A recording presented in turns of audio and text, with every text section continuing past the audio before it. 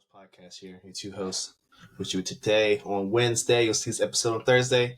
Today, we got some season recaps and all-season previews. We're going to get this series started. We got the first three picks of the draft. This year, we're going to do by draft order just to help keep us just making sure we know which teams we've done and haven't done. So, first three picks. Of course, this year, we got the Hawks, we got the Wizards, and we got the Rockets.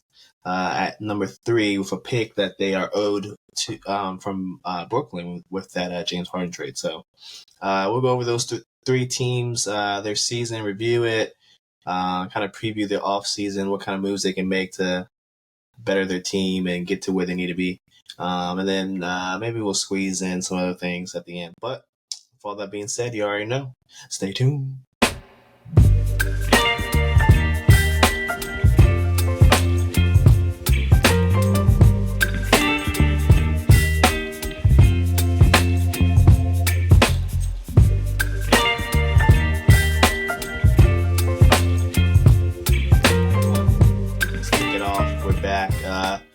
NBA off-season, or I guess season recap, and then off-season preview. Let's start with our first team. Just a quick look at the draft. As you can see, Hawks are 1. I think they had an outside chance to get 1, and they did. Wizards are 2, one of the worst teams in the NBA. They deserve to be number 2 draft pick. And 3, we got the Rockets. Like I said, that pick that's owed from Brooklyn somehow landed in the top 3. I think it was projected to go 6. So good for the Rockets. They can add some more young talent to an already pretty young team. Let's start with, of course, the Hawks. We already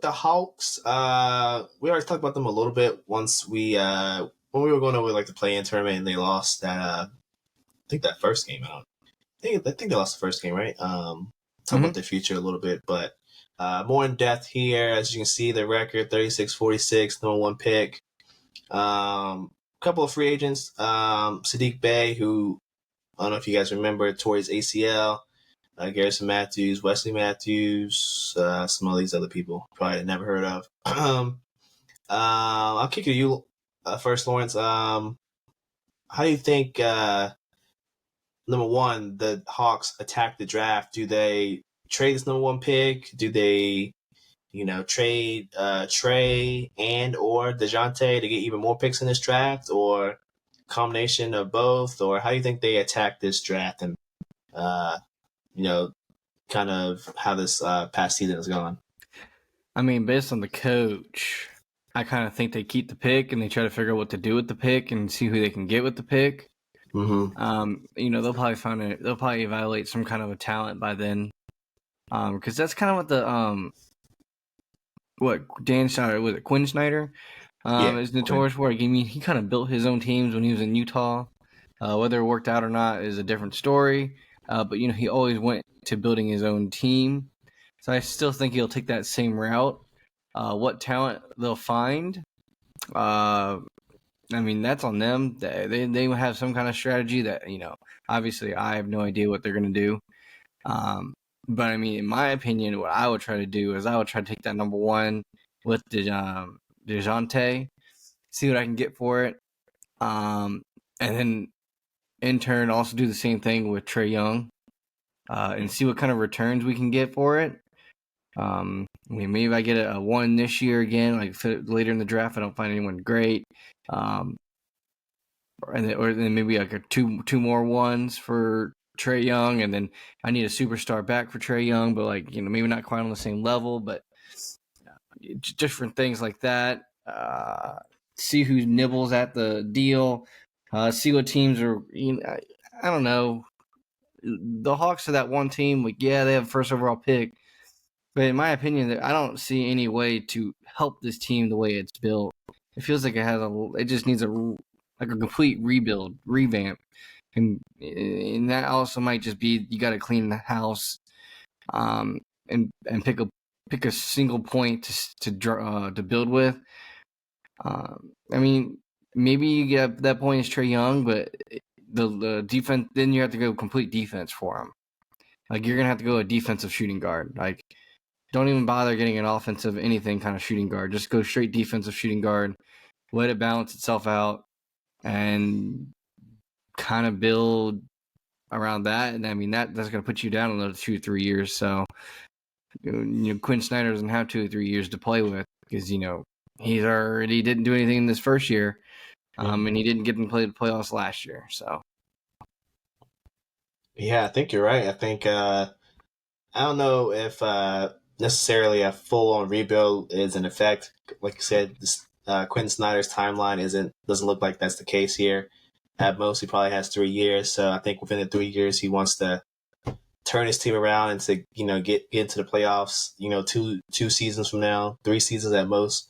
So you can get that extension. But yeah, I think with how weak this draft is projecting to be, if this was next year's draft where you have Cooper Flag and some of these other kids coming out, I would say, yeah, number 1 pick, you probably keep it, and then you just maybe try to move a piece here or there, maybe try to move Murray, and then try to move Capella, and maybe see what you can get for Bay, or Baryon. But with just how weak the draft is, I think you just gotta waive all your options. And I know Trae is beloved in Atlanta, but if he gives you the most return, and you definitely need return, because I think after this year, Atlanta doesn't have control of their picks.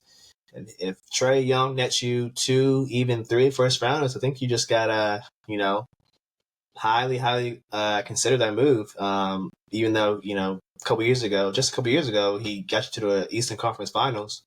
And when they beat Sixers to move on, against, I think it was the Raptors. I think yes, this was like 2019 when they went in the Eastern Conference Finals. But a few years removed from that, a couple coaches removed from that, you definitely got to reevaluate, especially after this DeJounte Murray trade.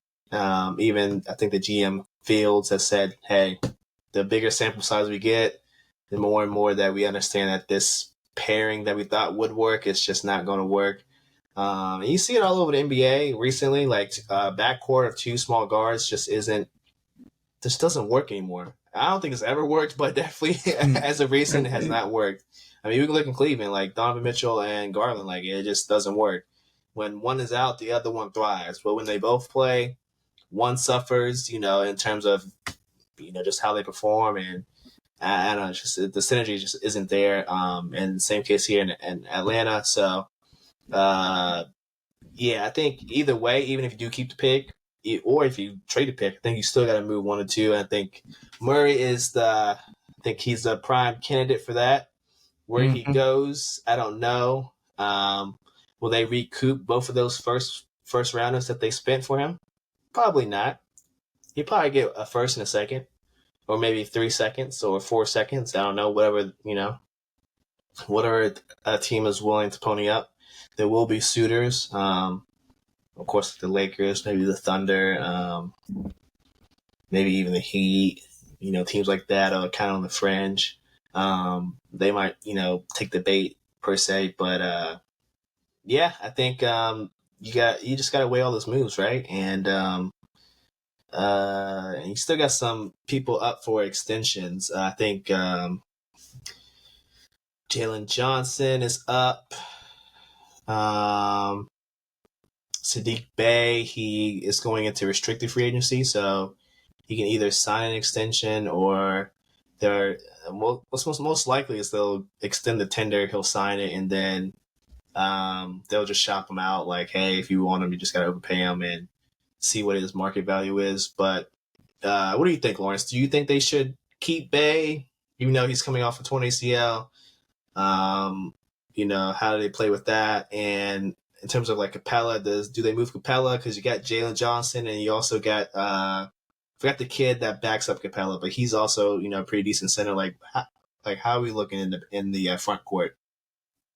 Now, see, I feel like center, you get so many pieces that are out there that I feel like don't get enough love and usage, that I feel like you can move Clint Capella for some kind of more of a defensive, taller shooting guard or wing player, to build around a little bit.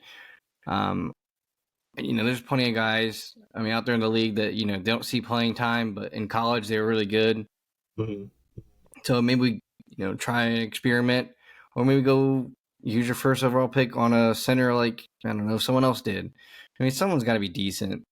But on a different note, I don't know. A part of me is like, I think DeAndre Hunter also has to go. That man's always hurt. Yep. Just always hurt. And you haven't seen the greatest return from him when he's not hurt. And honestly, I think you could give Sadiq Bey another run. I don't think he's going to cost too much. I feel like anything that someone gives him, you can easily match and just say, we'll keep him and see what happens with him. And if nothing works out very well, just trade deadline him and say, yeah, cut the bait. Didn't work. Get something for it. Yeah. Yeah, all fair. I think that's exactly what I would do too. I think Capella's probably too expensive at this point. Kongwu can do just as good of a job. Hunter, like I said, too sporadic, always injured as well. So even if he does play, just too up and down, too roller coaster for me. You got Jalen Johnson right there. He was killing it this year, so I think he deserves his extension. And then running back with Sadiq Bey, running back with Bogdan, and fill out the rest of the roster with trades and or picks. People let you pick in the draft, so we'll see. But moving on, let's go to the next team. The Wizzies got on the Kyle Kuzma jersey / shirt. Ben saw this team up close and personal quite a few times this past year. I remember when we previewed the season, Lawrence, we were like, yeah, they probably will be, vying for a play-in spot. We were wrong. We were dead wrong. Yeah. They were near the bottom of the NBA, couldn't play defense, which we already knew, but they really could not play defense. They got rid of their head coach, Wes Unseld Jr., like halfway through the season. I don't even think it was halfway. I think it was like a third. Promoted his assistant. I think he's still in the front office, Wes Unseld, but they were like, yeah, we can't keep seeing this product on the floor. So not only do they have the second pick, and the 26th pick, and 51, but they have a head coach they need to hire. This will be Michael Winger's first head coach, I guess, hiring since he's been there. So Unseld Jr. was a product of the last regime. I guess my first question for you, Lawrence, is why were we so wrong in predicting the Wizards, play-in possibilities, number one, and then how do you see their offseason going? I feel like their offseason, until they get a coach, I feel like their offseason is just trash. Yeah. There's nothing you can do with this team until there's a coach that's sitting there and he builds a mold of what he wants to do. Yeah. There's nothing here. And honestly, I think they just need a leader in the locker room. I don't think there's a leader. I think it's just a bunch of young dudes. And honestly, it seemed like a lot of them were just like, okay, just trying to make sure I keep my paycheck. I don't really care what happens at the season. Yeah. We thought really highly of Tyus Jones. I forgot he was on the team. I will be quite honest. I think halfway through the season, I forgot he was on the team either because he was hurt all the time, or he was in and out of the lineup, or he would shoot the ball maybe like 5 times, and Jordan Poole would shoot the ball 40 times, and he made 2 baskets, and it was like, oh. This team was just unbearable. It was unwatchable at multiple times in the season. We literally, as a Wizards, watcher, because we live right here. Dude, they got finessed so hard. Like Jordan Poole, you paid all that money for, and you come to realize, dang, I'm paying a 6-man top dollar money. That was a really, really horrible, dumb move. I thought the Bagley pickup wasn't a horrible thing, but it doesn't change any narrative of this team. It's still bad. Yeah. There's nothing good to say about the team. The team just is. If there was a talking more about the Hawks, where you say we had to blow it up and restart it. This is also one of those where you just got to blow it up, and basically you're going to have to start with a leader. I think this team, don't even bother with a young talent kind of thing. You just need a leader. A guy comes in there who's maybe younger, who's a leader, or a guy who's like middle aged and a leader. But you need someone who's like straight up, this ain't going to cut it, G. we're going to do this, this, and this to win a game. I don't know where you're going to find that in the league. You might, because anyone in the league is not going to want to play for you who is of that quality. So, nope. Yeah, can't agree with you more. In terms of, the offseason, they can't do anything until they get that coaching search under wraps and, announce who they're going to choose. But in terms of just our predictions from earlier, I guess we were just looking at the talent and just like, okay, they have way too much talent and their ceiling is way too high for them not to be able to achieve this, play-in capability, right? But I think when everything started to mesh, it didn't mesh, right? They couldn't play defense. They were awful. And then, the whole Jordan Poole experiment where, people were predicting him to possibly lead the league in scoring because he had the greenest of lights in Washington. At the very least, people were thinking he was going to average 25, 26 points a game. Turns out he's just back to being a glorified six-man, and they prefer to start, Bilal Koulibaly most of the time and Kessler over him. So I think you're right. They definitely got fleeced, and I think if I was Michael Winger in the front office, I think first order of business is to let's move on from this pool party experiment. I think even though he kind of came on late, I just saw, even though the sample size is small, only one season, I saw just enough of what I needed to see. I don't need to see any more Jordan Poole in Washington. I think it was just a disaster. Literally at the games, if you guys are local, every time he shot a three, it wasn't any it was, oh dear Lord, there's a bunch of people going like people already knew he was going to miss. Like there was just nothing positive about it, nothing positive about the experience. So I think and he rubbed a lot of people the wrong way. You could tell just his teammates just weren't really like vibing with him. It seemed like he always called for the ball, get ignored. Or, when he did get the ball, he's just chucking up shots and you could just see his teammates like, bro, like, what the fuck are you doing? So I think he needs another, change of scenery. Maybe Detroit. I don't know. They definitely have nothing to expect. So I don't know. Maybe make another move with Detroit. Give them Jordan Poole for a year. See if he can refine his Golden State vibes or whatever. But for me, I think we start with Tyus Jones. Probably try to re-sign him. You need a point guard moving forward. You didn't move him, so that leads me to believe you want to keep him for the future. What he's owed or what he's worth, I don't know. Hopefully, no more than like $15 million. But knowing the going rate in today's NBA, he's probably gonna get like 20 to 25.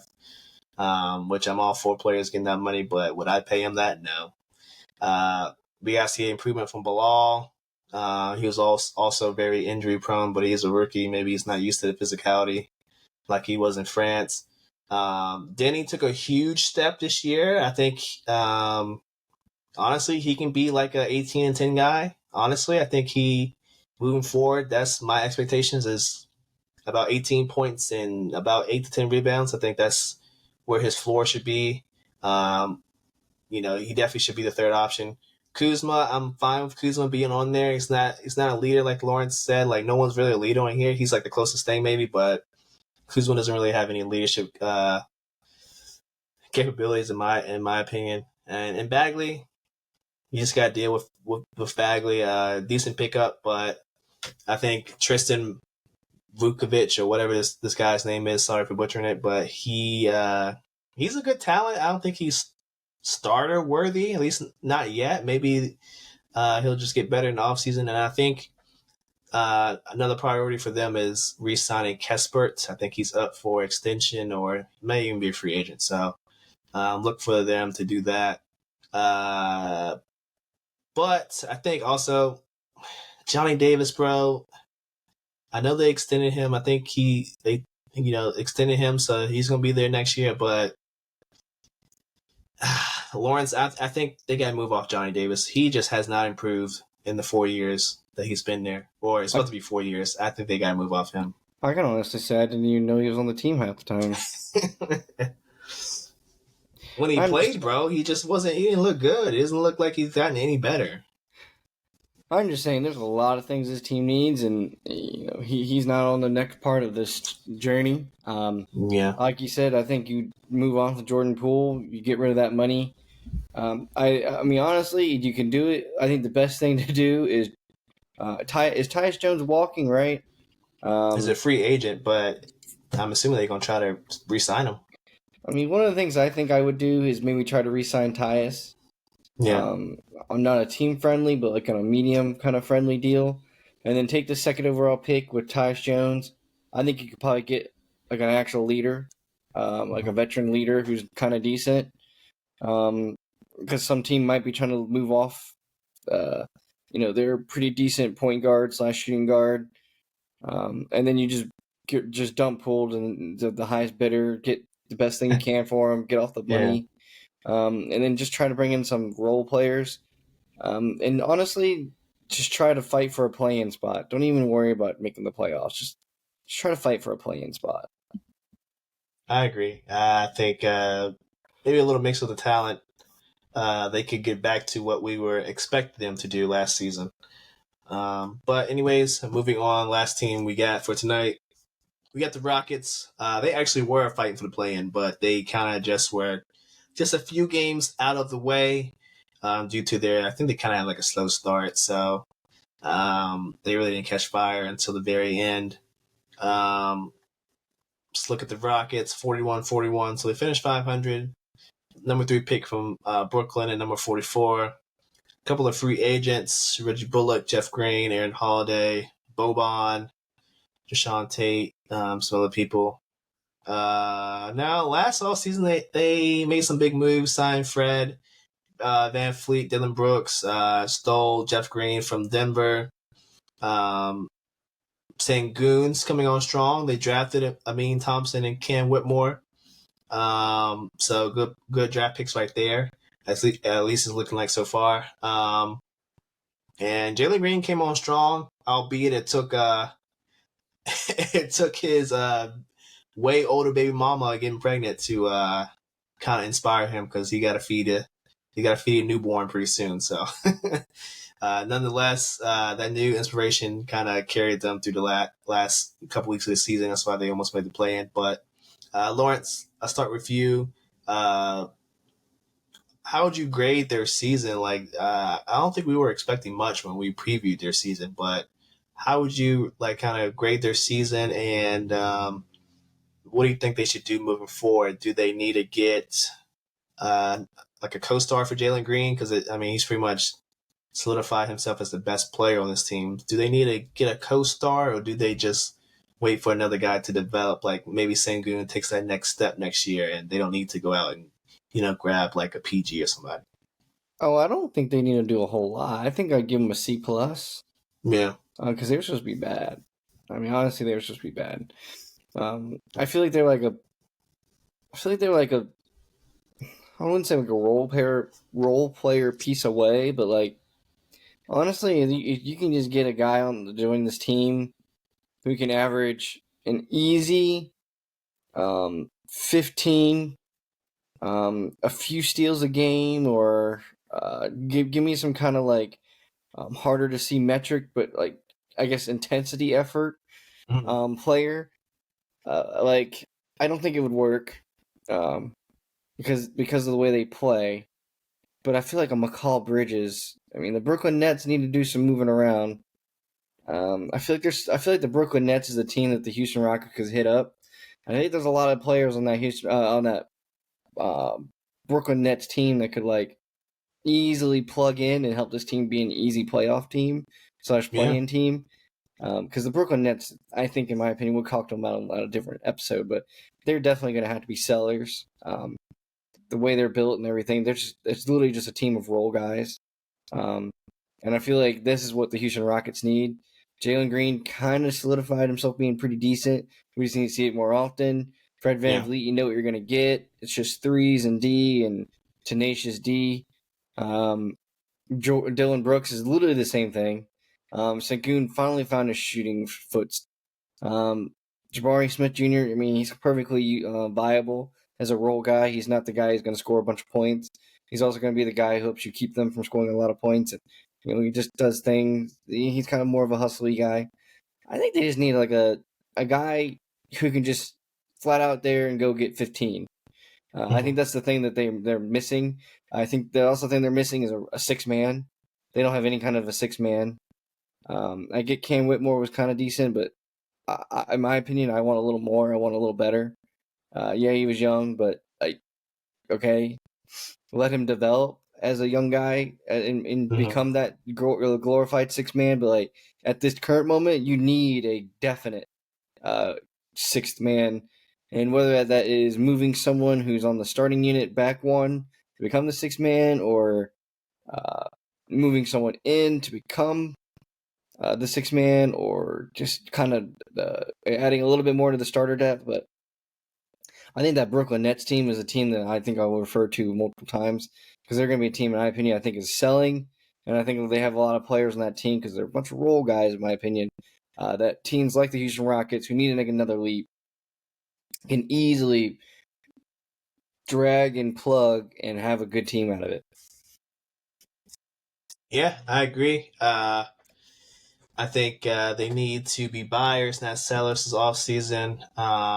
But going back to their season, I would grade it I would grade them a B because I wasn't expecting near playing. I was expecting another year near the bottom. So they surprised me there. I think for their team, they need to fix just the injuries. A lot of guys were getting injured just throughout the season. Jabari Smith Jr. was getting hurt. Sengun got hurt. Fred VanVleet was getting hurt. Like everyone's getting too hurt, so they got to fix the medical staff, the physical trainers. They got to fix some of that. Players shouldn't be getting hurt that damn much. Ime Udoka did had a great first year there. You could tell he's bringing that championship pedigree. Just his presence alone was just enough to make this team a lot better. So shout out to him. How I view the off season, I think could go one of two ways. Maybe they go star hunting. They try to lure, maybe they do a sign trade because they don't have cap space. So maybe they try to do a sign trade for a PG, or maybe this is the year they try and sign and trade back James Harden. I don't know. These are just things I'm throwing out there. Haven't been really reported on, but these are just some options they have out there. Maybe they do that, or like I said, maybe they just make a big swing on a good role player. Like maybe Brooklyn Nets. We both think will be sellers. So hey, maybe they give up a couple picks for Mikal Bridges. He'll slide right in, plays defense, and gives you 20. That's what they need. They need another vet. But their identity is defense. Ime plays defense. He wants his teams to play defense, but also they kind of rank near the bottom in terms of offense. We can look back, we can refer back to the guide, and we can see that they were 24th in offensive efficiency, 26th in assists, 29th in 3-point percentage, and 25th in just regular 2-point percentage. So not the best shooting team, not the most efficient offensive team. So they need some leaps and bounds to be made in that department. I don't think you can just bring the team back and expect much better. So definitely swinging for a good role player like a Mikal Bridges, or I'm trying to think who else might be out there. I don't know, just a player like that, that can give you anywhere from 15 to 20. It can also play you some tenacious defense. That should be what they'd be looking for. Maybe even a BI. Like I know BI might not be known for defense, but he's a big. He can give you 20. This year he took a little leap and just kind of his passing ability, being a distributor for the Pelicans. The Pelicans are trying to move off of his contract and maybe CJ. So, maybe make a move for BI. Maybe he can be had for the cheap. Maybe just a first rounder. Can bring him there. He's a vet at this point. He's been in the league for about 5 or 6 years. So, that's another move they could do. But Rockets, I think they'll be in a similar spot next year. I think the bottom of the West won't change too much. Maybe the Lakers do make that trade to get another third star, and that propels them up in the Western rankings. But as of now, as we've seen it, I think the bottom of the play-in, that those couple teams, it's pretty much just going to stay the same, unless some major shakeups happen. But I think that's all I got about the Rockets. And with that, I think that's all we got for today in terms of the NBA season recap and off-season previews. Next week we will tackle 3, 4, 5, and 6. So we got the Spurs, Detroit, and Charlotte. So look forward to that next week. Lawrence, anything you want to add before we get up out of here? No, I'm excited for the Dallas Minnesota game. I'm excited for the Rangers and Panthers series. I'm kind of hoping for a Dallas Stars Panthers Stanley Cup. That would be everyone's least favorite matchup for the Stanley Cup. Apparently, everyone's hoping for that Oilers versus Rangers final. The new up and coming company from Edmonton, Canada versus America's biggest market in hockey, which is the New York Rangers. So, obviously, as the hater I am, I'm going for the two smaller markets in Dallas and Florida, which is kind of weird to say that those two would be the small markets, but hockey and hot weather places doesn't really mix, Yeah, this is true. Only thing for me, WWE King and Queen of the Ring, I think it's on Saturday. So we got a couple of matches here. I'm not going to preview them, but I just want to. We got the Man and Liv Morgan. We got Cody Rhodes, and we got Logan Paul. That should be interesting. I think some of the other things are still going on, so they'll be finishing up on SmackDown on Friday. So then you should know some of the other title fights for this event on Saturday. I think it's in Saudi Arabia. So just be on the lookout for that. Other than that, that's all I got for you guys. So we're going to close out the episode, MTL Sports Podcast, episode 95. Thank you guys for watching on YouTube, on Spotify, and we will see you next week. Peace out.